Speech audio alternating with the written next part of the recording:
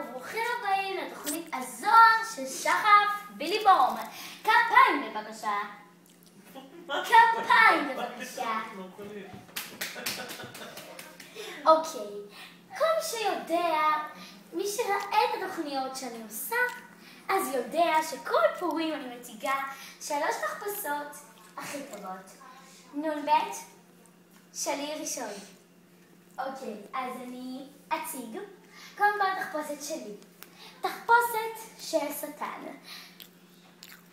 גרזן יוקרתי, כל שפיץ קלשון. ומחט, ממש... זה לא גרזן, קלשון. ממש מיהלום מצופה באדום. יהלום אדום. השיער שלי עשוי מחוטי משי, והקשת שלי עשויה מספוג הכי חדשני בכל העולם הזה.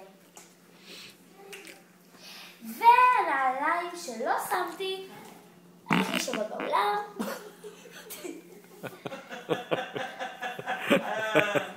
והזנבי הכי שווה בעולם. תודה רבה שאתם צוחקים בתוכניתי.